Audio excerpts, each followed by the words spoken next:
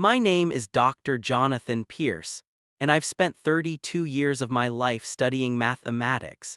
I have two PhDs, one from MIT and another from Cambridge. I've published 73 papers in prestigious journals. I've won awards that most mathematicians only dream about. I've lectured at conferences in 27 countries. I've built a career, a reputation, a legacy on the foundation of numbers and proofs and theorems that most people can't even begin to understand. And none of it prepared me for the day a 10-year-old kid walked into my classroom and made me question everything I thought I knew about intelligence, about potential, about the very nature of genius itself. It was a Tuesday in September when my world started to crack. I remember because Tuesdays were always my favorite teaching days at Whitmore Academy, the most prestigious private school in Boston. I taught an advanced mathematics seminar to high school seniors, kids who were destined for Ivy League schools, kids whose parents paid $50,000 a year in tuition to ensure their children received the best education money could buy. These were smart kids, motivated kids, kids who actually wanted to be there, which made teaching them a pleasure compared to the apathy I'd encountered at state universities earlier in my career. I was 49 years old that September, comfortably tenured, respected by my colleagues, feared by students who knew my reputation for academic rigor. I lived alone in a brownstone in Beacon Hill, surrounded by books and papers and the quiet certainty that I had achieved something meaningful with my life. I had no wife, no children of my own. Mathematics was my family, my passion, my entire existence. And I was content with that, or at least I told myself I was. That Tuesday started like any other. I arrived at Whitmore at 7:30, carrying my worn leather briefcase and a large coffee from the shop around the corner. The campus was beautiful in early fall, old brick buildings covered in ivy, manicured lawns still green despite the cooling weather, students in their uniforms streaming through the gates with the confidence that comes from privilege and expectation. I'd been teaching at Whitmore for 12 years and I still felt a small thrill of satisfaction every time I walked through those iron gates. This was where I belonged. This was where excellence was cultivated. My classroom was on the third floor of the mathematics building, a room with tall windows overlooking the quad and a massive chalkboard that covered the entire front wall. I loved that chalkboard. In an age of smartboards and digital everything, Whitmore had maintained these old-fashioned slabs of slate, and I insisted on using them. There was something pure about chalk on slate, about the physical act of writing out equations, about the dust on your hands that proved you'd done real work. I was writing that morning's problem on the board when I heard the commotion in the hallway. Raised voices, someone protesting, the sharp click of heels that I recognized as belonging to Principal Morrison. I frowned, distracted from the elegant proof I was transcribing. Whitmore students didn't cause commotions. That was part of what we paid for, or rather, what their parents paid for. Order, decorum, the smooth operation of privilege. The door burst open and Principal Morrison entered, her usual composure slightly ruffled. Behind her stood a small black boy in clothes that definitely weren't the Whitmore uniform. He wore jeans that were slightly too short, exposing worn sneakers, and a t-shirt with some cartoon character I didn't recognize. He had a backpack that looked like it had seen better days, and he was looking around my classroom with wide eyes that seemed to take in everything at once. "Dr. Pierce, I apologize for the interruption," Principal Morrison said, and I could hear the strain in her voice. "We have an unusual situation. This is Marcus Johnson. He's 10 years old and he's part of a new community outreach program the board has implemented. He'll be sitting in on some classes today." I stared at her. "Sitting in on classes, Helen, this is an advanced calculus seminar for seniors. I'm about to discuss the Riemann hypothesis and its implications for..." I understand, Jonathan, but the board has mandated this program and I need you to cooperate. She lowered her voice, though the boy could certainly still hear. Just for today. A few hours. The photographer will be here at 10 to take some pictures for the promotional materials and then he'll be out of your hair. Photographer, promotional materials. Of course, this wasn't about education, this was about optics. Some wealthy board member had decided that Whitmore needed to look more diverse, more socially conscious, and this kid was a prop in their public relations strategy. I felt a mixture of irritation and pity, irritation at having my class disrupted, pity for this child who was being used as a token. Fine, I said curtly. He can sit in the back, but I won't be modifying my lesson plan. No one's asking you to. Principal Morrison turned to the boy with a smile that didn't quite reach her eyes. Marcus, you'll be sitting with Dr. Pierce this morning. Just observe quietly and we'll come get you at 10 o'clock. The boy nodded silently. He hadn't said a word since entering the room, just stood there taking everything in with those unnervingly observant eyes. Principal Morrison left and my actual students began filing in, giving Marcus curious glances as they took their seats. He walked to the back of the room and sat down, pulling a notebook and a pencil from his battered backpack. I turned back to the board, determined to ignore this disruption and proceed with my lesson. My students deserved my full attention, not some watered-down version designed to accommodate a 10-year-old who couldn't possibly understand what we were discussing. As I was saying, I began, picking up where I'd left off. The Riemann hypothesis, proposed in 1859, remains one of the most important unsolved problems in mathematics. The hypothesis concerns the distribution of prime numbers and specifically deals with the zeros of the Riemann zeta function. I wrote out the function on the board, the familiar symbols flowing from my chalk. This was my element, the place where I felt most alive. Numbers don't lie, they don't have agendas or politics. They simply are pure and perfect and eternally true. Now, Bernhard Riemann conjectured that all non-trivial zeros of the zeta function have a real part equal to 1/2. This has profound implications for number theory and has been verified for the first 10 trillion zeros, yet a general proof remains elusive. I glanced back at my students. Most were taking notes, a few looked confused but engaged, one was stifling a yawn. Standard Tuesday morning. My eyes drifted to the back of the room and I was surprised to see Marcus writing furiously in his notebook, his pencil moving so fast it was almost a blur. Taking notes, or just doodling to stay occupied. I felt a small flicker of curiosity but pushed it aside. I had a lesson to teach. For the next 45 minutes I walked my students through the complexities of the Riemann hypothesis, its relationship to prime number distribution, the various attempts at proof that had failed over the past 160 years. It was challenging material, graduate level really, but I believed in pushing my students. The best education came from reaching just beyond what you thought you could grasp. At 9:50, I was in the middle of explaining a particularly elegant approach attempted by a mathematician in the 1970s when I heard it. A sound from the back of the room. Not quite a cough, more like a strangled noise of surprise or perhaps disagreement. I stopped mid-sentence and turned. Marcus had his hand slightly raised, then seemed to think better of it and lowered it quickly. But his face showed something, concentration, excitement, some emotion I couldn't quite identify. Yes. I said more sharply than I intended. Did you have a question? The room went silent.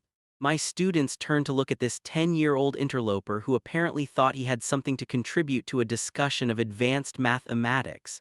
Marcus hesitated, then spoke for the first time. His voice was quiet, younger than I'd expected, but clear. I think there's a mistake on the board, in the third line of the proof you're showing. I felt my jaw tight. A mistake, in a proof I'd taught dozens of times. I assure you there's no mistake. This is a well-documented approach to, but that step, Marcus interrupted, pointing to the board, You can't make that assumption about the distribution unless you first prove convergence in that region of the complex plane. Otherwise, the whole thing falls apart. The room was dead silent now. I stared at this child, this 10-year-old in his too short jeans who had just challenged me on complex analysis. The audacity was stunning. The ignorance was almost charming in its completeness. "Young man," I said, keeping my voice level through considerable effort, "I appreciate your enthusiasm, but this is graduate-level mathematics. The convergence properties of the zeta function in this region are well established, but not for this specific transformation," Marcus said, his voice gaining confidence.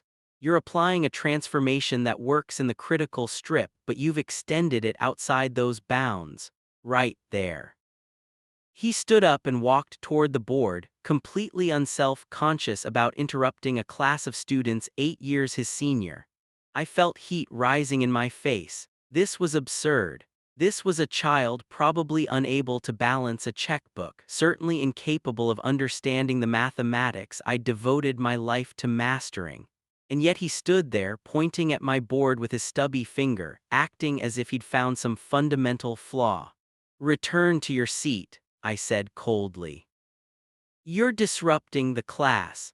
"But I can show you," Marcus said, looking at me with those intense eyes. "If you let me have the chalk for just a minute, I can show you why that step doesn't work." Several of my students snickered. This had to look ridiculous. A child in street clothes challenging Dr. Jonathan Pierce, the man who'd published in the Annals of Mathematics, who'd been cited in textbooks, who'd earned the respect of mathematicians worldwide. Absolutely not. "Sit down now, or I'll call Principal Morrison to remove you from my classroom." Marcus looked at me for a long moment, and I saw something in his expression that unsettled me. Not defiance exactly, more like disappointment, as if he'd expected better from me. Then he nodded slowly and returned to his seat, his shoulders slumped. I turned back to the board, trying to regain my composure and the thread of my lecture. But something nagged at me. That specific criticism he'd made, it was oddly precise. Not the kind of thing you'd say if you were just making noise. It referenced a real issue in complex analysis, the kind of subtlety that even my senior students might miss. I looked at the line he'd indicated. The transformation I'd written extending the functional equation outside the critical strip. It was standard, wasn't it? I'd taught it this way for years, copied it from my own graduate notes which I'd copied from my professor's lectures at MIT. But as I stared at it, really looked at it for the first time in years, I felt a tiny seed of doubt. Could he possibly be right? No, impossible. I was letting this interruption get into my head, making me second-guess myself like some first-year graduate student. I continued with the lecture, but the flow was gone. I stumbled over words, lost my train of thought twice. My students noticed, I could see it in their faces. Dr. Pierce was never uncertain. Dr. Pierce never stumbled. At 10 o'clock exactly, there was a knock on the door. Principal Morrison entered with a photographer trailing behind her. "So sorry to interrupt again, Jonathan. We just need a few quick shots for the website. Marcus, could you come up to the front?" Marcus gathered his things and walked to the front of the room. The photographer positioned him near the chalkboard, near my equations, and started snapping pictures. Marcus standing next to complex mathematics he couldn't possibly understand, a visual representation of Whitmore's commitment to diversity and inclusion. It made me feel slightly sick. "Perfect, perfect," the photographer murmured, moving around to get different angles. "Now Dr. Pierce, could you stand next to Marcus? Maybe point to something on the board as if you're explaining it to him." I did as asked, moving stiffly into position. Marcus looked up at me, and again I saw that unsettling intelligence in his eyes. The photographer took several shots, thanked us both, and left with Principal Morrison. "You're free to go, Marcus," I said. "I'm sure you have other classes to visit." "Actually," Marcus said quietly, "I'm supposed to stay with you until lunch. Principal Morrison said I could observe your next class too." I suppressed a sigh. "Fine, but no more interruptions." The rest of the morning was torture.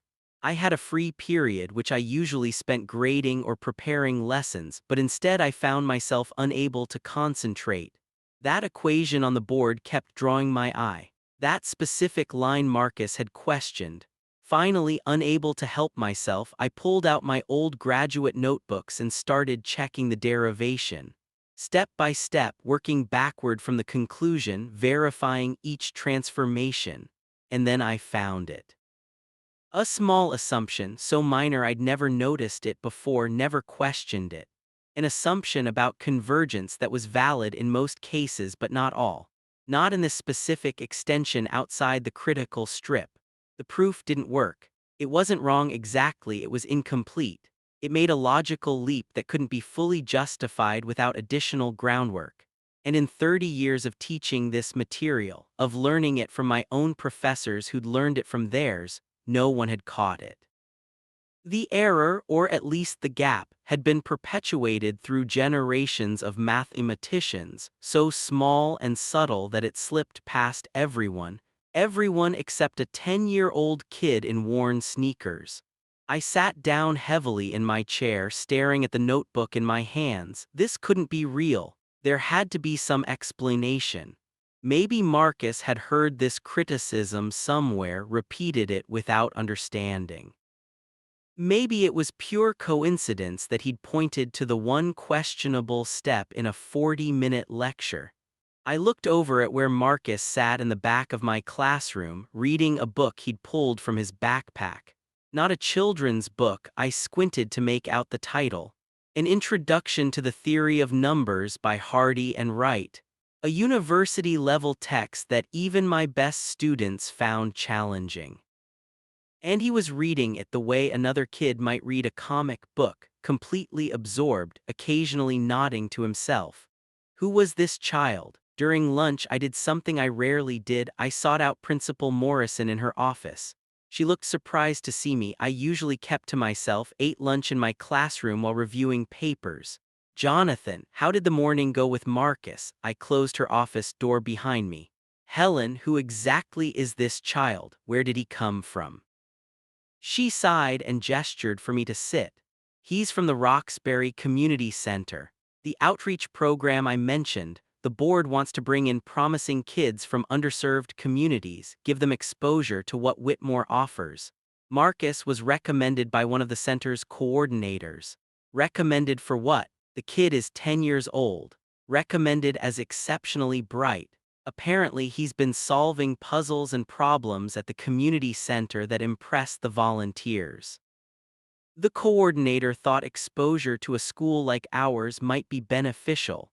I leaned forward. Has anyone actually tested him, assessed his abilities formally? Morrison shuffled some papers on her desk. I have his file here somewhere. Ah, here, Marcus Johnson, age 10, attends Roosevelt Elementary. Grades are, well, they're not particularly impressive actually. Mostly B's and C's. Some behavioral notes about being distracted in class, not completing assignments. That doesn't make sense. She looked at me curiously. What doesn't make sense? I almost told her about the equation, about Marcus catching an error that I'd missed for decades, but something stopped me. Pride maybe, or the fact that I still couldn't quite believe it myself. Nothing, never mind. How long will he be shadowing me? Just today. He'll observe a few more classes this afternoon, then we'll send him home with some promotional materials for his parents. Good publicity for everyone. After she dismissed me, I walked slowly back to my classroom. Marcus was already there, sitting in the same back seat, that Hardy and Wright textbook open in front of him. He looked up when I entered. Dr. Pierce, can I ask you something? I set down my briefcase. What is it? That problem you were working on this morning, the Riemann hypothesis. Are you actually trying to solve it, like for real? I couldn't help a small, bitter laugh. No, Marcus, I'm not trying to solve the Riemann hypothesis. Much smarter mathematicians than me have tried and failed for over 150 years. I was simply teaching my students about it, helping them understand its significance. But what if someone did solve it? What would happen? I considered the question. There's $1 million prize for one thing, but more importantly, it would revolutionize number theory. It would confirm or deny patterns we've observed in prime numbers. It would be one of the great mathematical achievements of all time. Marcus nodded thoughtfully. What if you didn't solve the whole thing but you found a new approach, something no one had tried before? That would still be significant. Even progress toward a solution would be publishable, career-making. I paused. Why do you ask? He shrugged, looking suddenly like the 10-year-old he was. Just curious. My afternoon classes came and went. Marcus sat quietly through all of them, always in the back, always taking notes in that battered notebook. I tried to ignore him, but I couldn't help watching him from the corner of my eye. The way he followed complex proofs without apparent effort. The way his face lit up when I introduced a particularly elegant theorem. The way he seemed to see connections between concepts that took my students weeks to grasp. At 3:30, the school day ended. Principal Morrison came to collect Marcus, thanking me for my patience and cooperation. Marcus packed up his things, hoisting his worn backpack over his shoulders. "Thank you for letting me sit in, Dr. Pierce," he said politely. "You're welcome," I replied automatically. He started to leave, then turned back. "That convergence problem this morning, you checked it, didn't you?" After I left for the pictures, I felt my face flush. "That's none of your concern. Was I right?" We stared at each other for a long moment. I could have lied, could have dismissed him, could have maintained the fiction that a 10-year-old couldn't possibly have found a gap in my knowledge. Instead, I heard myself say, "Yes, you were right." His face broke into the first real smile I'd seen from him all day. Not smug, not superior, just pure joy, the delight of someone who loved mathematics for its own sake. "I knew it," he said. "I could see it in the structure, the symmetry was off. How did you know to look for that? Where did you learn complex analysis?" "I didn't really learn it anywhere, I read about it in books online, and it makes sense to me the way numbers work together." He said it so simply, as if everyone could look at graduate-level mathematics and have it make sense. "Marcus," I said slowly, "has anyone ever tested you for being smart?" He laughed, but it wasn't a happy sound. "My teachers think I'm lazy. My mom thinks I daydream too much. Nobody thinks I'm smart, Dr. Pierce, they just think I'm weird." Before I could respond, Principal Morrison called from the hallway. "Marcus, we need to go, your mother is waiting." He left, and I stood alone in my classroom, surrounded by the equations and theorems that had been my entire world. And for the first time in 32 years, I felt like maybe, just maybe, I'd been missing something important. That night, I couldn't sleep. I kept thinking about Marcus, about that moment when he'd spotted the error, about the casual way he'd referenced concepts that should have been far beyond him. I got out of bed at 2 in the morning and went to my study, pulling out books and papers, looking for something I couldn't quite name. The Riemann hypothesis stared back at me from a dozen sources. The most famous unsolved problem in mathematics, the white whale that had consumed brilliant minds for over a century. I'd given up on it years ago, resigned myself to teaching others about it rather than contributing to its solution. But what if Marcus was right? What if there was a new approach, something that everyone had missed because we were all teaching the same flawed assumptions, generation after generation? I started working, really working, for the first time in years. Not just teaching, not just explaining what others had discovered, but trying to push forward into unknown territory. I worked until dawn, covering pages with equations, testing ideas, discarding failures. It was exhilarating, it was terrifying, and it made me realize how much I'd settled, how comfortable I'd become in my expertise, how I'd stopped actually doing mathematics and started just performing it. The next day, exhausted and caffeinated, I taught my classes on autopilot. I kept expecting to see Marcus in the back of the room, but of course he wasn't there. He'd returned to Roosevelt Elementary, to his B's and C's, to teachers who thought he was just a weird daydreamer. The thought bothered me more than it should have. During my free period, I found myself looking up Roosevelt Elementary online. It was in Roxbury, a neighborhood I'd driven through but never stopped in. The school's test scores were low, funding clearly inadequate, facilities outdated. The kind of school that the Whitmore Academy parents would shudder to imagine their children attending. And somewhere in that building was a 10-year-old who could spot errors in complex analysis. I told myself it wasn't my problem. Marcus wasn't my student. I'd done my duty by allowing him to shadow me for a day. I had my own students to worry about, my own research to pursue. But I couldn't stop thinking about what he'd said. Nobody thinks I'm smart, they just think I'm weird. How many Marcus Johnsons were out there? How many brilliant minds were being wasted because they didn't fit the expected pattern, didn't come from the right neighborhoods, didn't get access to the right schools? I pushed the thought away and focused on my work.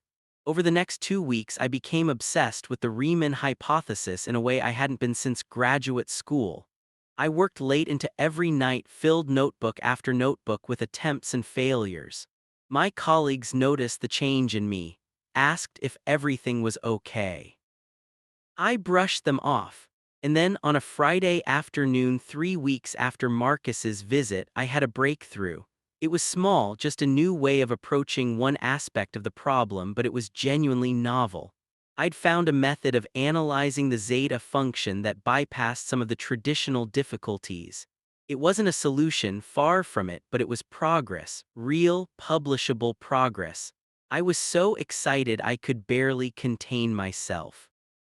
I immediately started writing it up, formatting it for submission to a journal.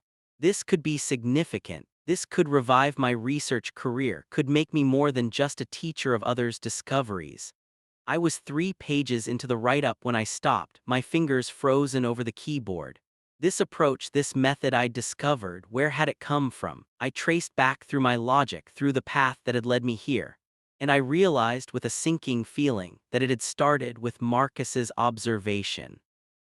The convergence problem he'd identified had led me to question other assumptions, which had led me to this new perspective. A 10-year-old kid had set me on this path. I closed my laptop and sat back, staring at the ceiling. What was I supposed to do with that? Acknowledge him in the paper? That would look absurd, crediting a child for inspiring work on one of mathematics' greatest problems. People would think I'd lost my mind. But not crediting him felt dishonest. Felt like theft, even though all he'd done was point out an error in a lecture. I was still wrestling with this dilemma when my phone rang. It was Principal Morrison. "Jonathan, I'm sorry to call you at home. Do you have a moment?" "Of course, what's going on?" "It's about Marcus Johnson, the boy who shadowed you last month." She paused. "His mother called me today. Apparently Marcus has been, well, he's been causing problems at his school." "What kind of problems?" "According to his mother, he's been challenging his teachers, correcting them in class, pointing out errors in their lessons. He told his math teacher that the textbook was wrong about something, and when she insisted it wasn't, he proved it in front of the whole class. The teacher was humiliated, and now Marcus is being labeled as disruptive and disrespectful." I felt a familiar anger rising. So he's being punished for being right.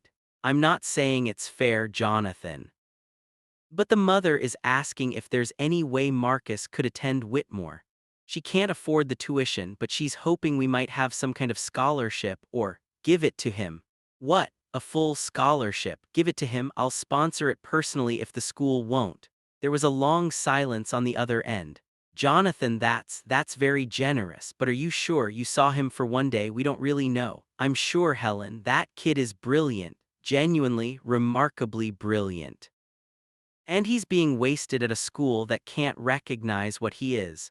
Bring him to Whitmore. This would be highly irregular. He's only 10 and our youngest students are typically 14. Where would we even place him? In my classes, all of them. I don't care if he's sitting with 18-year-olds. He can handle it. Another pause. Let me talk to the board, but Jonathan, if we do this, you'll need to work with him, be his mentor, make sure he adjusts. I will. After I hung up, I sat in the quiet of my study and wondered what I'd just committed myself to. Taking on a 10-year-old student, one who would require time and attention I'd never had to give before. It would interfere with my research, with my comfortable routines. But I kept thinking about what Marcus had said. Nobody thinks I'm smart, they just think I'm weird. I knew what that felt like. I'd been the weird kid once, the scholarship student at MIT who didn't quite fit in with the prep school graduates and legacy admissions. I'd had professors who saw past the surface, who recognized potential and nurtured it.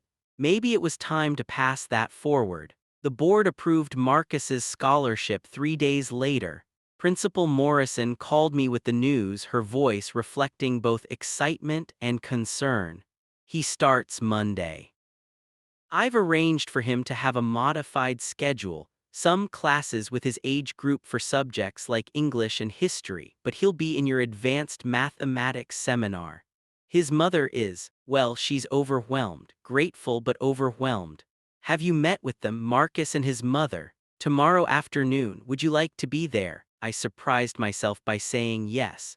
The meeting was held in Principal Morrison's office, the same room where I'd first learned about Marcus weeks ago. I arrived early, nervous in a way I hadn't been nervous in years. Through the window I watched them approach across the quad, a thin black woman in her mid-30s wearing scrubs, probably coming straight from work, and Marcus beside her in the same two short jeans and worn sneakers. When they entered, Marcus's face lit up. "Dr. Pierce, you're here." His mother looked at me curiously, then extended her hand. "I'm Shanice Johnson, Marcus's mother. I can't thank you enough for what you're doing." Principal Morrison said you're sponsoring his scholarship. "It's the school's scholarship," I said, though we both knew that was only technically true. "Marcus earned it with his abilities." We all sat down and Principal Morrison went through the details: uniform requirements, schedule, expectations. Marcus would start the following Monday. Shanice listened intently, occasionally asking questions, her protective love for her son evident in every word. "I need to be honest with you," she said at one point. "Marcus has had trouble in school. Not with learning, he's always been good at teaching himself things, but with fitting in, with following rules he thinks are stupid, with respecting authority when that authority is wrong about something." She looked at her son with exasperation and affection. "He's a good kid, but he can be difficult, stubborn. If you tell him 2 plus 2 equals 5, he won't just nod and move on. He'll argue about it until you either admit you're wrong or send him to the principal's office." I wouldn't want him any other way, I found myself saying. Mathematics isn't about nodding and agreeing, it's about questioning, testing, proving. Marcus's instinct to challenge wrongness, that's not a flaw, that's exactly what makes him suited for this field. Shanice's eyes got a little shiny. No teacher has ever said anything like that about him before. After the meeting, as they were leaving, Marcus hung back for a moment.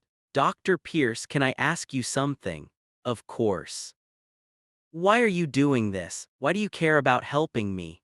It was such a direct question, so typical of Marcus's unflinching honesty. I could have given him a comfortable lie, something about educational opportunity or investing in bright students. Instead, I told him the truth. "Because you reminded me of why I became a mathematician in the first place. Not for the prestige or the publications, but because mathematics is beautiful and true, and worth pursuing for its own sake." I'd forgotten that. You helped me remember. He studied my face for a long moment, then nodded, satisfied. "Okay, I'll see you Monday, Dr. Pierce." That weekend, I prepared for Marcus's arrival with more care than I'd prepared for anything in years. I selected books from my personal library that I thought he'd find challenging but accessible. I revised my lesson plans to include more interactive components, more opportunities for discussion and debate. I even cleaned my office, clearing off a chair where Marcus could sit and work when he needed a quiet space. Monday morning came, and I was at school an hour earlier than usual. I kept glancing at the clock, wondering if Marcus would show up, if his mother would have second thoughts, if some administrative problem would derail everything. At 7:50 I saw them walking across the quad together. Marcus wore the Whitmore uniform, now navy blazer, gray slacks, white shirt, striped tie. The clothes were clearly new and slightly too large, probably bought with room to grow. His mother walked beside him, her hand on his shoulder, her face showing pride and worry in equal measure. I met them at the entrance to the mathematics building. "Good morning, Marcus, Mrs. Johnson. It's just Shanice, please," she looked at her son. "You remember what we talked about. Listen to your teachers, do your work, no correcting people in class unless they ask for your input." Marcus nodded dutifully, though I could see the struggle in his face. Asking Marcus not to correct errors was like asking a bird not to fly. After Shanice left for work, I walked Marcus to my classroom. It was empty still, too early for the other students. He looked around with wide eyes, taking in the enormous chalkboard, the tall windows, the shelves full of mathematics texts. "This is amazing," he breathed. "Marcus, I need to set some ground rules before the other students arrive." He turned to face me, his expression serious. "You're going to be the youngest person in this class by 8 years. The other students are seniors preparing for university. They're going to be curious about you, and some of them might resent your presence. Do you understand?" He nodded. "If you notice an error or have a question, I want you to raise your hand and wait to be called on. No blurting out, no interrupting. Can you do that?" "I'll try. I need better than try, Marcus. I'm going out on a limb for you. I need you to show these students and yourself that you belong here." Something in his posture straightened. "I can do that, I promise." The other students started arriving at 8:15. I watched their reactions as they noticed Marcus, surprise, confusion, a few whispers. I saw Jennifer Chen, one of my best students, lean over to whisper something to her neighbor. Saw David Abbott, the class skeptic, roll his eyes. When everyone was seated, I stood at the front of the classroom. "Before we begin today, I want to introduce a new member of our seminar. This is Marcus Johnson. He'll be joining us for the semester." More whispers. I saw David's hand go up. "Yes, David. Dr. Pierce, isn't he a little young for this class?" "Marcus is 10 years old," I said calmly. "He's also one of the most naturally gifted mathematical minds I've encountered in 32 years of teaching. I expect you all to welcome him and treat him as a colleague." I saw skepticism on multiple faces. I couldn't blame them. If someone had told me a month ago that I'd be putting a 10-year-old in my advanced seminar, I would have thought they were insane. Now let's begin. Today we're going to discuss the Collatz conjecture, another famous unsolved problem in mathematics. I wrote the conjecture on the board. Take any positive integer n. If n is even, divide it by 2. If n is odd, multiply it by 3 and add 1. Repeat this process. The conjecture states that no matter what number you start with, you will eventually reach 1. I turned back to the class. Simple to state, impossible to prove. Mathematicians have tested this for numbers into the billions and it always works, but we don't know why and we can't prove it will work for all numbers. For the next 40 minutes, I walked them through various approaches people had tried, the patterns that had been observed, the dead ends that had been reached.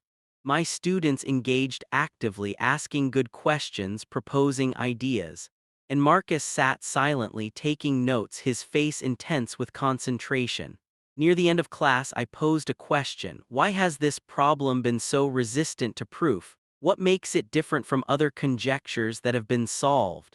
Several hands went up. I called on Jennifer. Because it involves both multiplication and division, two different operations. Most number theory proofs focus on one type of operation. Good. Other thoughts? David raised his hand. The pattern seems chaotic. Some numbers take 3 steps to reach 1, others take hundreds. There's no obvious structure to exploit. Excellent observation. The apparent randomness is part of what makes this so challenging. I saw Marcus's hand slowly rise. I nodded at him. Marcus. Every eye in the classroom turned to the 10-year-old in the back. "It's not really random," Marcus said quietly. "There's a pattern, it's like a fractal. You can't see the pattern when you're too close to it. You have to zoom out." "What do you mean zoom out?" I asked, genuinely curious. Marcus stood up and walked to the board. I handed him a piece of chalk, and he started writing numbers, building a tree structure that showed how different starting numbers converged. See if you map all the numbers that eventually reach 1, they form this branching pattern. And the branches follow a rule based on binary representations. Numbers that are 1 less than a power of 2 take the longest because he continued writing, his small hand moving across the board with surprising confidence. The classroom was dead silent. I watched, fascinated, as he built an argument I'd never seen before, connecting the Collatz conjecture to binary number patterns. He wasn't solving it, the proof was still beyond reach, but he was seeing it in a way that was genuinely novel. When he finished, he turned back to face the class, suddenly looking uncertain. I mean, that's just how I see it, I could be wrong. You're not wrong, I said slowly. Marcus, that's a genuinely original insight. I've never seen the problem framed that way before. I looked at my seniors, these students who were headed to Princeton and Harvard and MIT. This is why Marcus is in this class. Not because of his age or any social program, because he can see mathematics in ways that the rest of us can't. I suggest you all pay attention to what he has to contribute. I saw Jennifer looking at Marcus with new respect. Saw David's skepticism replaced with something like awe. Saw Marcus himself standing a little taller, realizing that maybe, just maybe, he'd found a place where being weird was actually an advantage. After class, several students stayed behind to talk to Marcus, asking him questions about his approach to the Collatz conjecture. I stood back and watched him explain, his initial shyness giving way to enthusiasm as he found people who actually wanted to hear his ideas. Jennifer approached me quietly. Dr. Pierce, I owe you an apology. When I first saw Marcus, I thought this was some kind of diversity quota thing. I didn't think he'd actually contribute anything meaningful. And now I'm wondering how many kids like him are out there being ignored because they don't fit our expectations of what genius looks like. I thought about Roosevelt Elementary, about teachers who thought Marcus was just a disruptive daydreamer. More than you'd think, Jennifer, many more than you'd think. Over the next weeks, Marcus became an integral part of my seminar. He wasn't always right, he was still 10, still learning, but his perspective was consistently fresh and valuable. My other students began to seek him out, forming study groups that included this child who could run circles around them in certain areas, while still struggling with age-appropriate things like social cues and emotional regulation. I watched him blossom, saw the joy on his face every morning when he arrived at school, the excitement with which he approached each new problem. This was what education should be, meeting students where they were, challenging them appropriately, nurturing their unique gifts. But it wasn't all smooth sailing.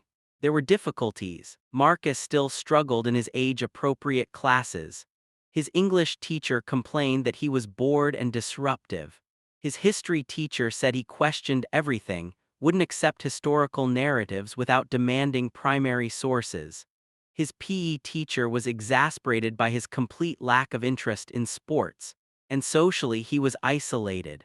The seniors in my class were friendly but ultimately saw him as a curiosity, not a peer.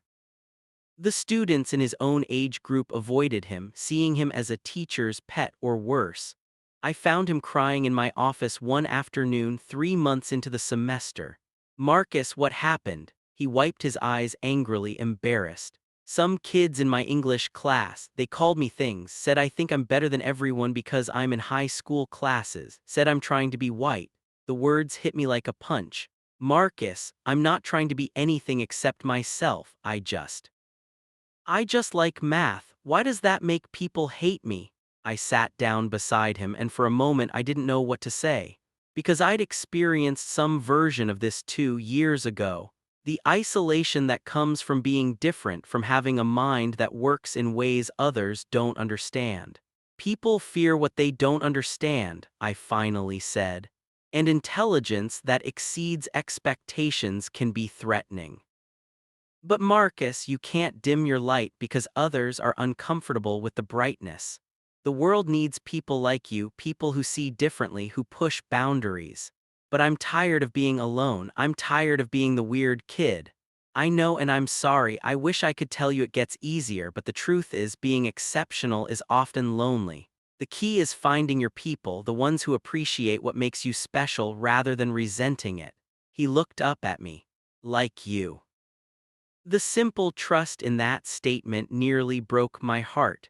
Yes, like me and like the students in our seminar, like the mathematicians you'll meet someday who will see you as a colleague and an equal. Those people exist, Marcus. You just have to hold on until you find them. He nodded, wiping his eyes again. Can I work on something when I'm sad? Working on problems helps. Of course.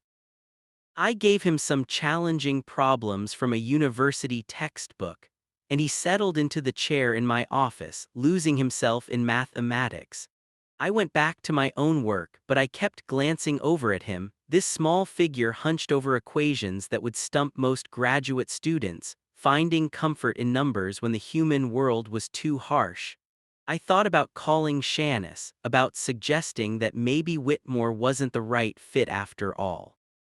But then I thought about the alternative, sending Marcus back to a school where his gifts would be wasted, where he'd be punished for being too smart, too curious, too different. No, we'd make this work somehow. The solution came from an unexpected source. It was mid-December and I'd assigned my seminar a particularly challenging problem, a modification of the famous four-color theorem. I didn't expect anyone to solve it completely. It was meant to push them, to make them struggle with something genuinely difficult. 3 days later, Marcus came to my office before school. He looked exhausted, dark circles under his eyes. Marcus, did you sleep last night? A little, Dr. Pierce. I solved it. The four-color problem you gave us. Well, not solved exactly, but I found something. He spread out pages covered in dense mathematical notation. I started reading, my coffee going cold as I became absorbed in what he'd written. It was extraordinary, not a complete solution, but a novel approach that connected graph theory to topology in a way I'd never seen before. Marcus, this is publishable. I mean actually publishable in a serious mathematics journal. His eyes went wide. Really, really, we'd need to refine it, formalize some of the arguments, but the core insight is brilliant. I paused, thinking. How would you feel about presenting this? There's a regional mathematics conference in February. It's mostly college students and professors, but I could submit an abstract in your name. Present, like in front of people. In front of mathematicians who would actually appreciate what you've done. Who would see you not as a weird 10-year-old but as a colleague making a genuine contribution. He was quiet for a long moment. Then quietly, okay, I'll do it. We spent the next 2 months preparing. I worked with Marcus after school, helping him refine his proof, teaching him how to present mathematical ideas clearly and effectively. His mother was supportive but worried, concerned about putting her son in such an adult environment. What if they tear him apart? She asked during one of our meetings. What if they see him as some kind of circus act? Then they're not real mathematicians, I said firmly. Real mathematicians care about ideas, not who those ideas come from, and Marcus's ideas deserve to be heard. The conference was held at Boston University on a cold Saturday in February. We arrived early, Marcus in his Whitmore blazer looking impossibly young among the college students and professors. I could see him getting nervous, his confidence wavering as he looked around at the crowd. Marcus, I said, putting a hand on his shoulder, you belong here, you've earned your place here. Remember that. His presentation was scheduled for 2 o'clock in one of the smaller lecture halls.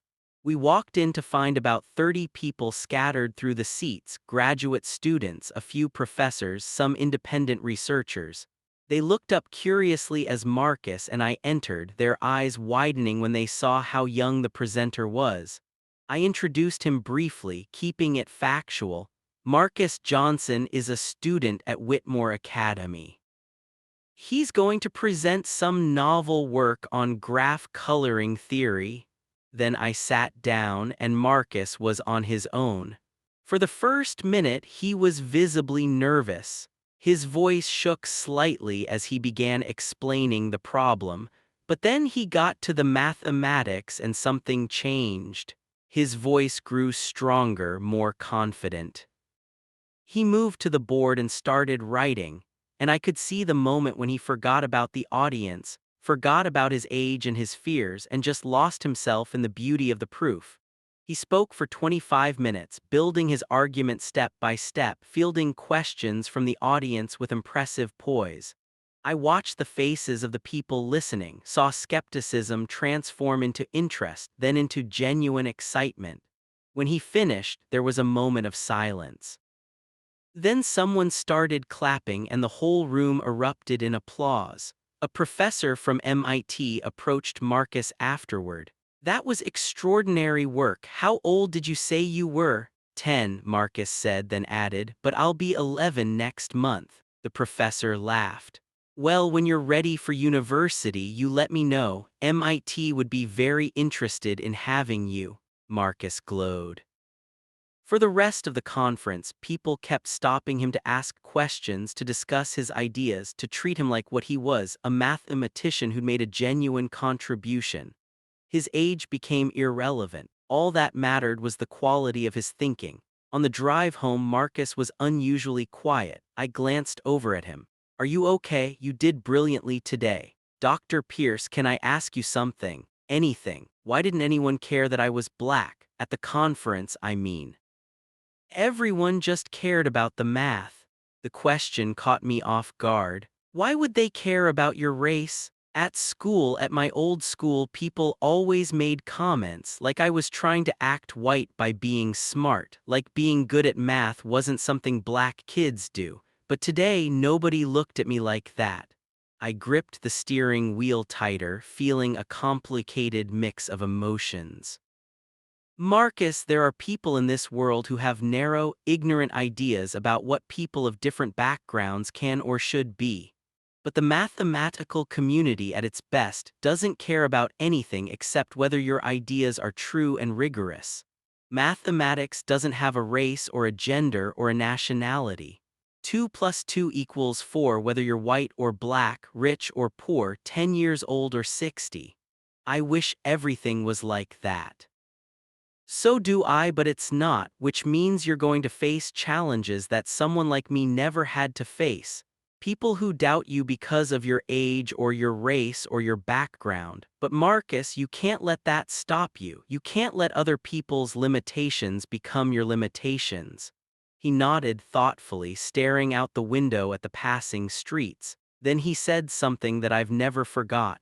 "You know what's funny? The kids who make fun of me for being good at math, they're probably going to spend their whole lives working for people like me.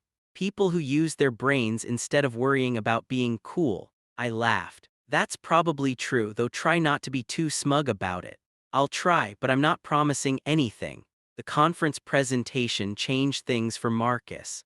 Word spread through Whitmore about what he'd done, and suddenly he wasn't just the weird little kid in advanced classes.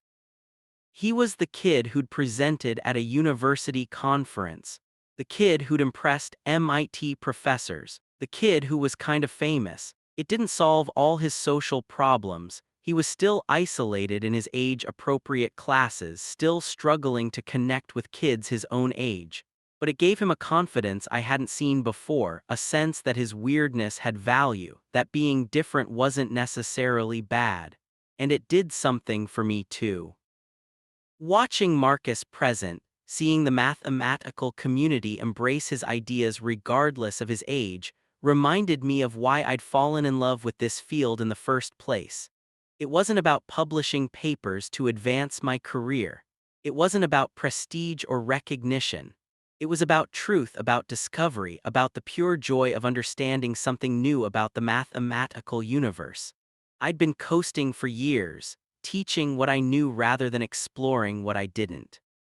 Marcus had awakened something in me that I thought had died long ago, the hunger to push boundaries, to not just teach mathematics but to create it. I started working seriously on the approach to the Riemann hypothesis that Marcus's observation had inspired. Nights and weekends, I filled notebooks with attempts and failures, slowly building towards something that felt significant. I didn't tell Marcus. I didn't want to put pressure on him or make him feel responsible for my work. But he figured it out anyway. One afternoon in late March, I looked up from my desk to find him reading over my shoulder. "You're working on the Riemann hypothesis," he said, "for real this time." "I'm trying. I don't know if I'll get anywhere, but I'm trying." He studied the page I'd been working on, his eyes tracking through the dense notation. Then he pointed to a line halfway down. "This transformation, what if you applied it earlier in the sequence, before you introduce the functional equation?" I looked at where he was pointing. "That wouldn't work because—" "Actually, wait." I grabbed a fresh sheet and started working through what he'd suggested. "You might be onto something if I move this up and adjust for the boundary conditions." For the next hour we worked together, Marcus and I, bouncing ideas back and forth, building on each other's insights. It was collaboration in its purest form, two minds working toward a common goal, age and experience irrelevant in the face of shared curiosity. When we finally paused, I looked at this 10-year-old kid who was helping me tackle one of mathematics' greatest challenges, and I felt something I hadn't felt in years. Not pride in my own accomplishments, but pride in having helped nurture someone else's gift. Pride in being part of something larger than myself. "Marcus, I need to tell you something. That day you first came to my class and pointed out the error in my lecture, I was angry. I thought you were just a kid showing off, disrupting my carefully planned lesson. But you were right and I was wrong. And if I hadn't listened to you, if I'd dismissed you because of your age, I would have missed out on one of the most rewarding experiences of my career." He looked uncomfortable with the praise. "You didn't have to help me, though. You could have just let me sit in for that one day and then forgotten about me. I couldn't have done that, not once I realized what you were capable of. Marcus, you have a gift, a genuine, rare gift, and I've spent too many years surrounded by talented students who work hard and do well. But you're something different. You're what I was supposed to be before I got comfortable, before I settled for being good enough." "What do you mean?" "I mean I was like you once. Younger than everyone else, seeing patterns others missed, loving mathematics for its own sake rather than for grades or recognition. But somewhere along the way I lost that. I became Dr. Pierce, the respected professor, the expert who knew all the answers, and I stopped asking new questions." I met his eyes. "You reminded me what it feels like to not know, to struggle, to chase an idea because it's beautiful even if it might lead nowhere. That's the greatest gift a teacher can receive, a student who makes you remember why you became a teacher in the first place." Marcus was quiet for a moment. Then he said, "My mom says I should be grateful to you for the scholarship, for letting me be in your class, and I am grateful, but Dr. Pierce, you should know you saved my life." "Marcus, I'm serious. Before I came here, I was starting to think there was something wrong with me. That I should try to be normal, try to fit in, try to stop caring so much about math and numbers and proofs. I was going to give up on being smart because being smart just made everyone hate me." His voice was steady, but I could see the emotion in his eyes. "But then I came here and you didn't just tolerate me being weird, you celebrated it. You told me it was okay to be different, that my brain was a gift instead of a curse. You gave me a place where I could be myself without apologizing for it. That's what a good education should do." "Yeah, but most teachers don't do it. Most teachers want kids who sit still and memorize things and don't ask hard questions. You're different. You actually care about ideas more than grades." I had to look away, unexpectedly moved. In 32 years of teaching, I'd received plenty of praise from students, from colleagues, from people who appreciated my published work. But nothing had ever meant as much as hearing this 10-year-old tell me that I'd helped him believe in himself. "We should get you home," I said, my voice rougher than usual. "Your mother will worry." As I drove Marcus back to Roxbury, I thought about the strange journey that had brought us together. How close I'd come to dismissing him, to refusing to see past my own assumptions about age and ability. How easily I could have missed this whole experience, could have continued my comfortable existence teaching talented but conventional students, never being challenged to question my own understanding. We pulled up in front of his apartment building, an aging structure that had seen better days. Marcus gathered his backpack and opened the door, then paused.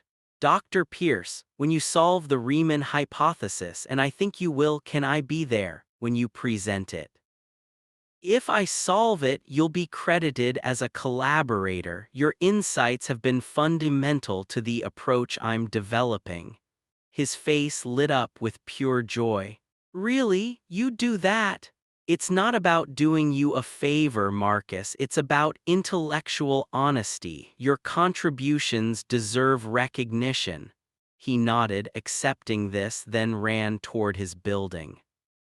I watched him go, this small figure disappearing into a world so different from the leafy privilege of Whitmore Academy, and I wondered, not for the first time, how many other Marcus Johnsons were out there, brilliant minds trapped in situations that would never allow their gifts to flourish. The question haunted me as I drove home. Spring turned to summer and Marcus continued to thrive. His presentation at the conference led to invitations to speak at other events, to participate in advanced mathematics programs, to connect with professors and researchers who recognized his exceptional abilities. At 11 years old, he was corresponding with graduate students and university faculty, discussing problems at a level that would have impressed me even from a doctoral candidate. But success brought new challenges. Marcus's growing reputation created tensions at Whitmore. Some parents complained that he was receiving too much attention, that resources were being diverted from their children to support this scholarship student. There were whispers that I was neglecting my regular students, spending too much time mentoring Marcus. Principal Morrison called me to her office in June, right before summer break. "Jonathan, we need to talk about Marcus's future here." My stomach tightened. "What about it?" "The board has concerns. Some parents are asking why their children aren't receiving the same level of individualized attention. They're questioning whether it's appropriate for you to be working so closely with one student, especially given the age difference and the fact that he's not even in high school yet." "Helen, those concerns are absurd. I mentor all my students. Marcus just requires a different kind of mentoring because his needs are different." "I understand that, but there's also the question of what happens next year. Marcus will be 11. He's exhausted the mathematics curriculum we can offer him. Our most advanced classes are now too elementary for his level. Where do we go from here?" It was a question I'd been avoiding thinking about. Marcus had surpassed not just the high school curriculum but most undergraduate material. He was working at a graduate level in many areas, and in some specialized topics he was pushing beyond even that. "What are you suggesting?" Morrison leaned back in her chair. "MIT has approached us. They've heard about Marcus, seen his conference presentation. They want to offer him early admission to their undergraduate program. He's 11 years old. I know, but Jonathan, we have to think about what's best for Marcus, not what's comfortable for us. He needs peers who can challenge him intellectually. He needs resources we can't provide. And honestly, keeping him here might be doing him a disservice." I wanted to argue, to insist that Marcus needed the stability of Whitmore, the structure I provided. But I knew she was right. I'd always known this day would come. Marcus was outgrowing us. "Have you discussed this with his mother?"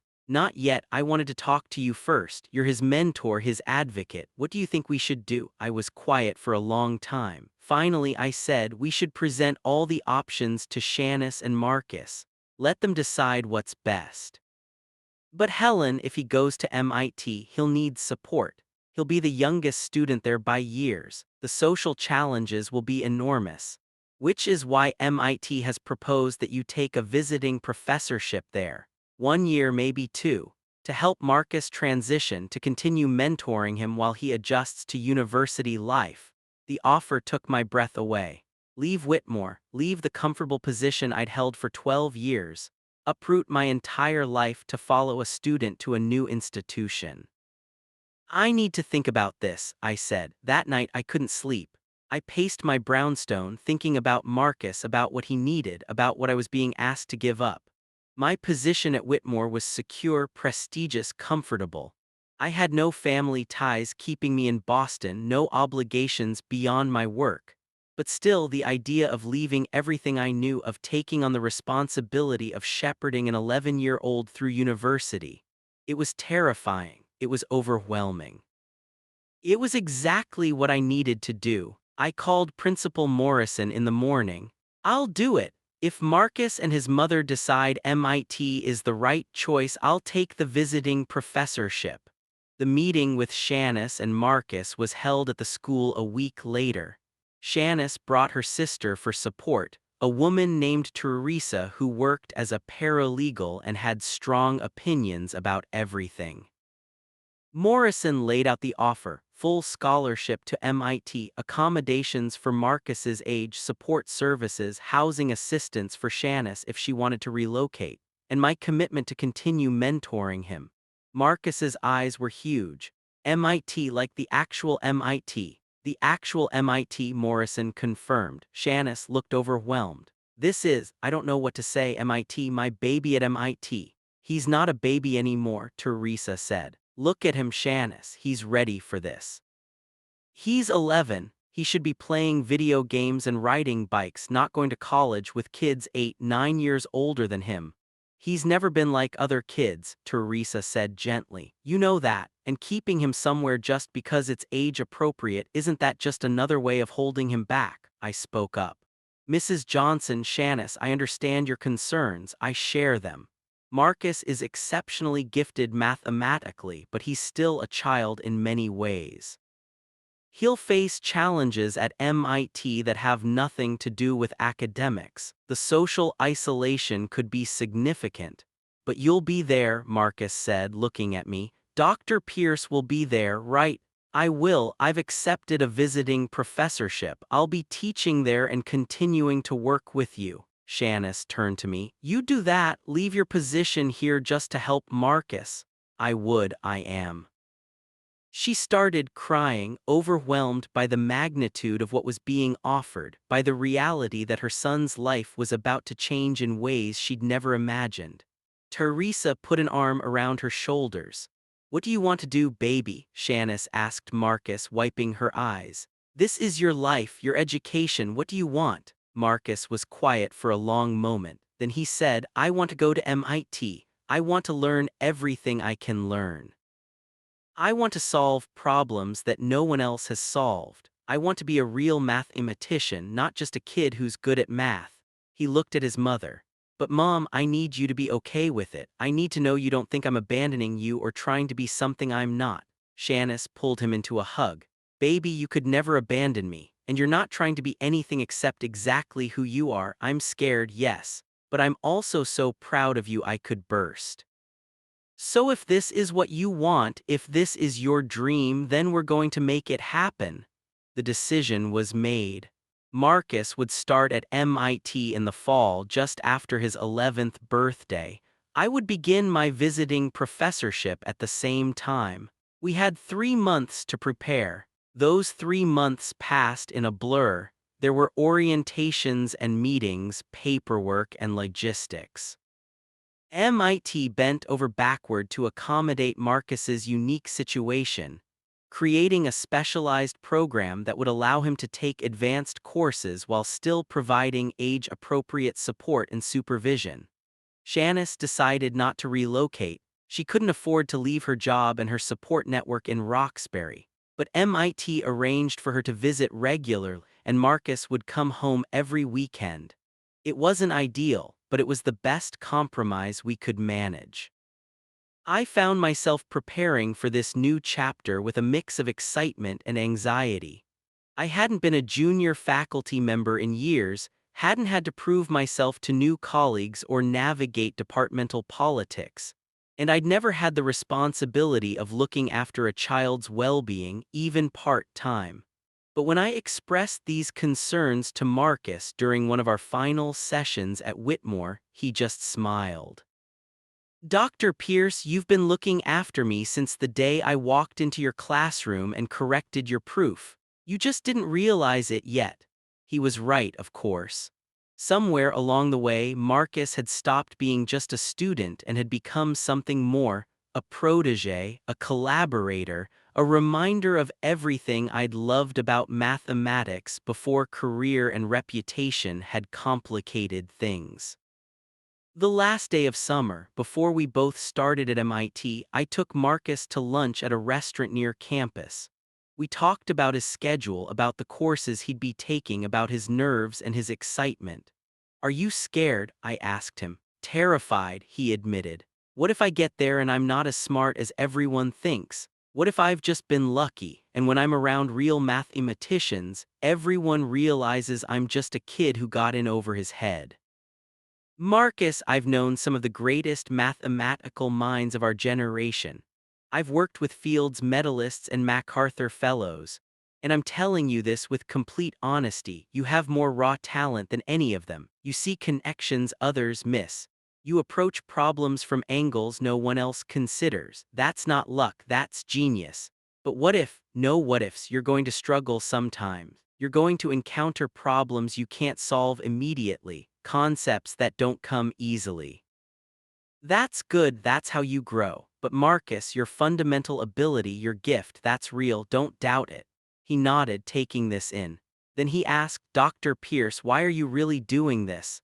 Leaving Whitmore, taking a visiting position at MIT, spending all this time helping me. You could have just let me go, wished me luck, and stayed in your comfortable job." It was the same question he'd asked a year ago, and I'd given him a partial answer. But he deserved the whole truth.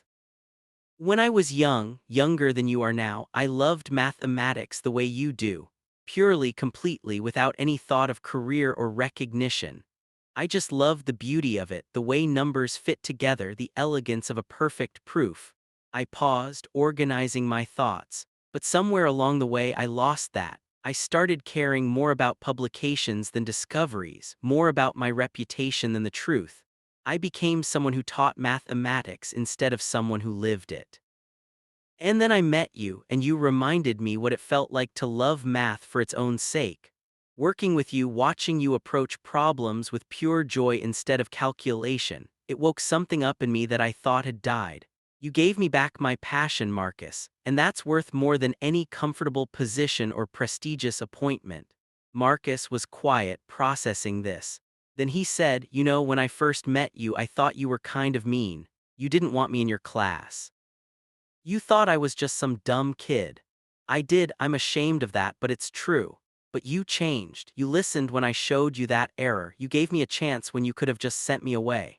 Why? Because you were right and I was wrong, and being a good mathematician, being a good person, means being willing to admit when you're wrong and change accordingly. He grinned. "That's a good lesson, I should remember that. We should both remember that." The next week we started at MIT. I had an office in the mathematics department, a nice space with windows overlooking the campus. Marcus had a dorm room and a special suite designed for younger students in accelerated programs with supervision and support built in. The first few weeks were hard. Marcus was overwhelmed by the pace of university life, by the independence expected of him, by the sheer volume of brilliant people surrounding him. He called me crying twice in the first week, wondering if he'd made a mistake, if he should just go home. But gradually he found his footing. He discovered that being the youngest person in his classes wasn't as isolating as it had been at Whitmore. His classmates were genuinely interested in mathematics, chose to be there, and quickly learned to respect his contributions regardless of his age. And the mathematics, oh, the mathematics he was being exposed to was extraordinary. Courses taught by world-renowned experts, seminars featuring cutting-edge research, opportunities to work on problems that were actually pushing the boundaries of human knowledge. I watched him thrive, saw him grow not just as a mathematician but as a person. He made friends with some of the graduate students, formed study groups, started to build a community. And we continued working together on the Riemann hypothesis. My approach, built on Marcus's initial observation and refined through countless hours of collaboration, was taking shape. I couldn't be sure yet. Mathematics requires absolute certainty, not hopeful optimism. But I was starting to believe we might actually have something. 6 months into our time at MIT, I submitted a paper to the Annals of Mathematics. The title was A Novel Approach to the Riemann Hypothesis via Convergence Analysis in Extended Domains. The authors listed were Jonathan Pierce and Marcus Johnson. I didn't tell Marcus I'd submitted it. I didn't want to raise his hopes if it got rejected, which was always a possibility with such a prestigious journal. 3 months later, I got the response.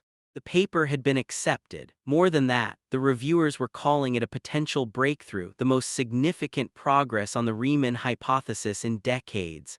I sat in my office, staring at the acceptance letter, hardly able to believe it. We hadn't solved the hypothesis, that remained beyond reach, but we'd made genuine, significant progress. We'd opened a new avenue of investigation that other mathematicians could build on. And Marcus, at 11 years old, was now a published mathematician. I went to find him immediately. He was in the library working on a problem set, surrounded by textbooks and scattered papers. I must have had something on my face because he looked up with concern. "Dr. Pierce, is everything okay?" "Marcus, we need to talk. Can you come to my office?" He gathered his things, following me with growing worry. When we got to my office and I closed the door, he looked genuinely scared. "Am I in trouble? Did I do something wrong?" "No, Marcus, you did something very, very right." I showed him the acceptance letter, watched his eyes go wide as he read it, watched comprehension dawn.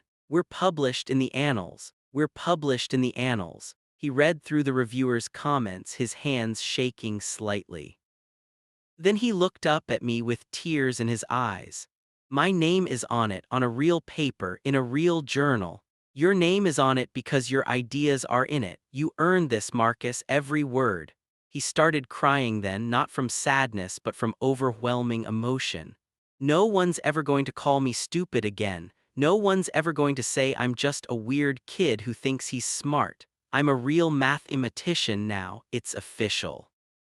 I pulled him into a hug, this brilliant child who'd changed my life, who'd reminded me what really mattered, who'd achieved something at 11 that most people never achieve in a lifetime. "You've always been a real mathematician, Marcus. This just makes it official." The publication of our paper created a sensation in the mathematical community. An 11-year-old co-author on a significant paper about the Riemann hypothesis, it was unprecedented. Media outlets picked up the story. Marcus was interviewed by science magazines, profiled in newspapers, invited to give talks at conferences around the world. And through it all, he remained remarkably grounded. Yes, he enjoyed the attention, the validation, the recognition that he'd been right all along about his abilities. But what he loved most was the mathematics itself, the problems, the proofs, the pure joy of discovery. We continued collaborating, pushing further into the territory we'd opened up. Other mathematicians built on our work, extending our methods, finding new applications. It was exciting to be part of an active research community again, to contribute rather than just observe. But success brought new challenges. Marcus was now famous in mathematical circles, which meant higher expectations, more pressure, more scrutiny of everything he did. At 12, he was presenting at international conferences, corresponding with the most eminent mathematicians in the world, working on problems that would stump most PhDs. And he was still a kid. I found him crying in my office one afternoon in his second year at MIT. "I can't do it anymore, Dr. Pierce. I can't keep being the boy genius, the prodigy, the one everyone expects miracles from. I'm tired." I'd been waiting for this moment, knowing it would come. The burden of exceptional ability, the weight of constant expectation, it crushes some people, strengthens others. The key is having support when it gets too heavy. Then stop, I said simply. He looked at me in surprise. What? Stop being the boy genius, just be Marcus. Work on what interests you, ignore what doesn't. Say no to interviews you don't want to do. Turn down invitations to conferences that don't excite you. Marcus, you've already proven yourself. You've published significant work, you've made real contributions, you don't owe anyone anything. But people always expect things from talented individuals. That doesn't mean you have to deliver. Mathematics is supposed to bring you joy, not stress. If it stopped being fun, then we need to change how you're approaching it. He was quiet, considering this. What if I just want to be a regular student for a while? Take normal classes, work on normal problems, not worry about changing the world. Then do that, take the pressure off yourself. You're 12, Marcus, you've got your whole life to make discoveries, there's no rush. Something in his posture relaxed. Really, you wouldn't be disappointed. I'd only be disappointed if you burned out and started to hate mathematics. That would be a tragedy. Taking time to just learn and grow and be a kid, that's not disappointing, that's smart. So that's what Marcus did. He dialed back the conference presentations, stopped accepting every invitation that came his way. He took courses that interested him without worrying about whether they'd lead to publishable results. He joined the math club and played board games with the other students. He even took up chess, discovering a new kind of strategic thinking that delighted him. And slowly, I watched the joy return to his face when he talked about mathematics. He was no longer performing genius, he was living it on his own terms. As for me, my visiting professorship was coming to an end. MIT offered me a permanent position, a significant step up in prestige and resources from Whitmore. It would mean staying close to Marcus, continuing to mentor him, being part of this extraordinary mathematical community. It was tempting, but I kept thinking about something Marcus had said when he first came to my class. Nobody thinks I'm smart. They just think I'm weird. How many other kids were out there, brilliant and overlooked, dismissed because they didn't fit the expected pattern? How many Marcus Johnsons were stuck in schools that couldn't recognize or nurture their gifts? I made a decision that surprised everyone, including myself. I turned down MIT's offer and accepted a position at a public high school in Roxbury, the same neighborhood where Marcus had grown up. It was a Title I school, underfunded and underperforming, the kind of place that ambitious academics avoided. "You're doing what?" Marcus asked when I told him. "Dr. Pierce, that's crazy, you're giving up MIT for a public high school." "I'm giving up prestige for impact," I corrected. "Marcus, working with you has been the highlight of my career, but you're one kid. How many others are out there who could be you if someone just gave them a chance? I want to find them." "But you'll be starting over. You'll lose access to resources, to research funding, to things that ultimately don't matter as much as I thought they did." "Marcus, I learned something from you. I learned that genius isn't about pedigree or privilege, it's about passion and perspective, and I want to find the kids who have that passion, who see mathematics the way you do, and give them opportunities they wouldn't otherwise have." He was quiet for a moment, then he smiled. "You're going to change lives, aren't you, the way you changed mine?" "I'm going to try." I started at Roxbury High School that fall. The building was old, the resources were limited, the students were skeptical. Many came from difficult backgrounds, had experienced educational failure, had learned to see school as something to endure rather than enjoy. And among them, I found exactly what I was looking for. There was Jasmine, a 14-year-old girl who'd been labeled a troublemaker because she questioned everything, who saw patterns in data that her teachers missed. There was Deshawn, a 15-year-old who'd failed algebra twice but could solve complex spatial reasoning problems in his head, who just needed someone to show him that math was more than memorizing formulas.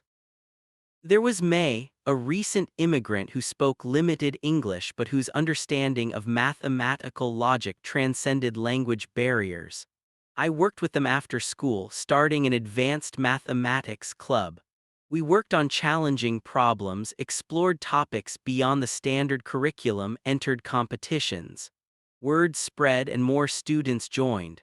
Not all of them were prodigies like Marcus, but all of them had potential that was being wasted.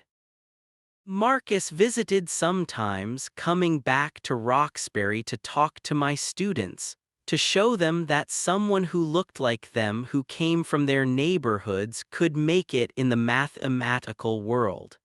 He was 17 by then, finishing his undergraduate degree at MIT, already being recruited by graduate programs around the world. One afternoon, he gave a presentation to my club about the Riemann hypothesis, about our work together, about the path that had led him from Roosevelt Elementary to MIT. Afterward, Jasmine approached him. "Did you really publish a paper when you were 11? "I did, with Dr. Pierce's help. But you were just a kid. How did anyone take you seriously?" Marcus glanced at me, then back at Jasmine. "Dr. Pierce took me seriously. And once one person believes in you, really believes in you, it's easier to believe in yourself. Then you do the work and the work speaks for itself." "What if nobody believes in you?" she asked quietly. "Then you do the work anyway, and you find the people who will believe. They're out there, Jasmine, I promise." I watched this exchange, this passing of the torch from one generation to the next, and I felt something I'd never felt in all my years of teaching at Whitmore or publishing prestigious papers or receiving academic accolades. I felt like I was exactly where I was supposed to be. 5 years later, I received an invitation to MIT. Marcus was defending his dissertation. At 22, he was completing his PhD, having made significant contributions to number theory that built on our original work. He wanted me there. The defense was brilliant. Marcus presented his research with confidence and clarity, fielding questions from his committee with ease. When it was over, when he'd officially earned the title doctor, he looked directly at me and smiled.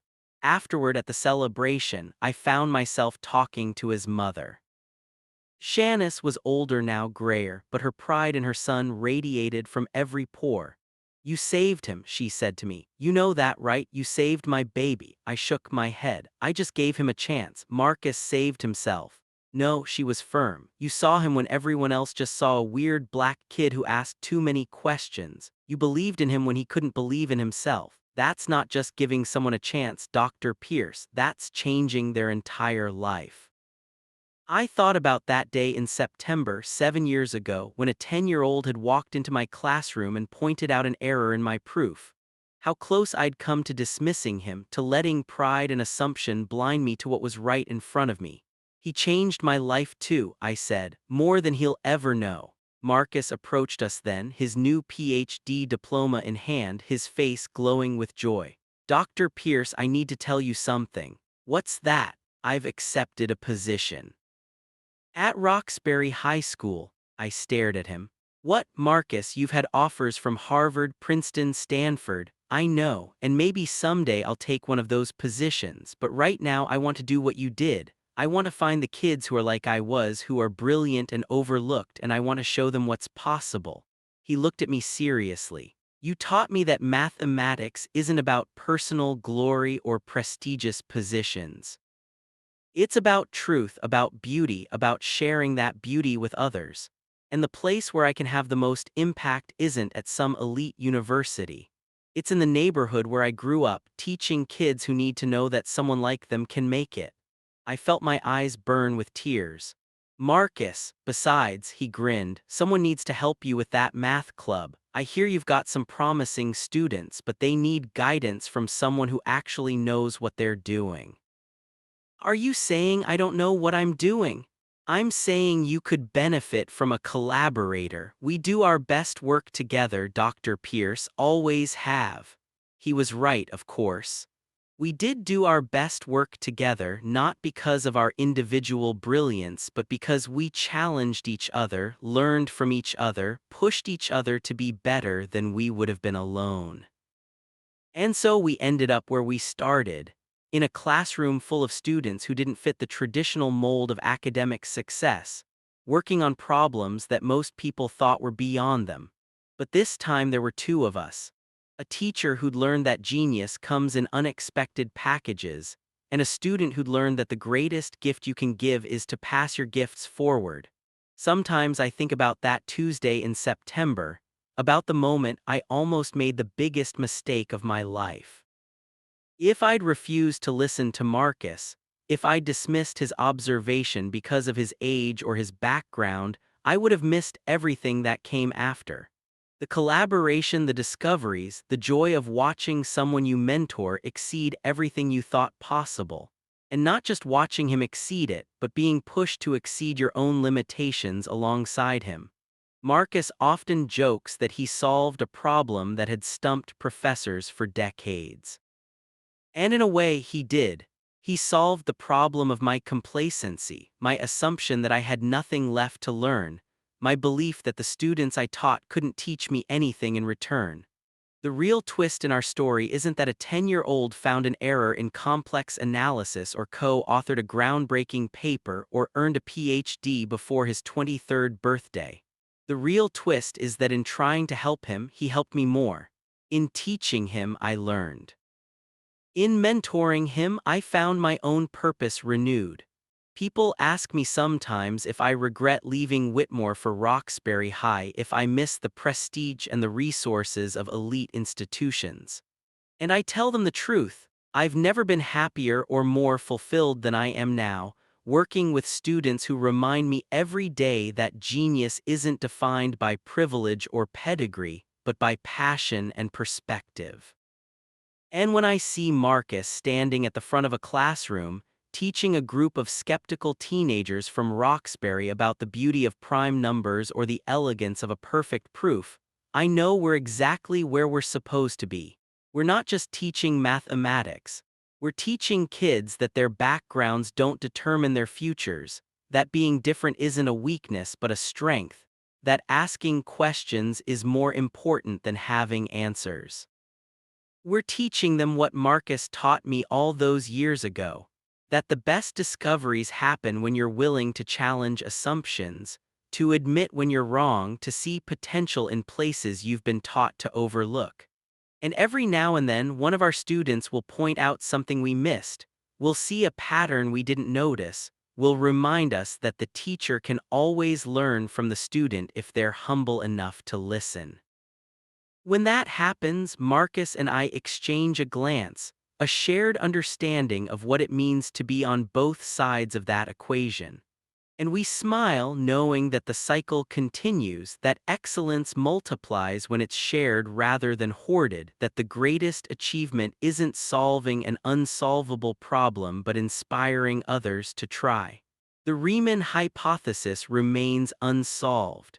Maybe it always will.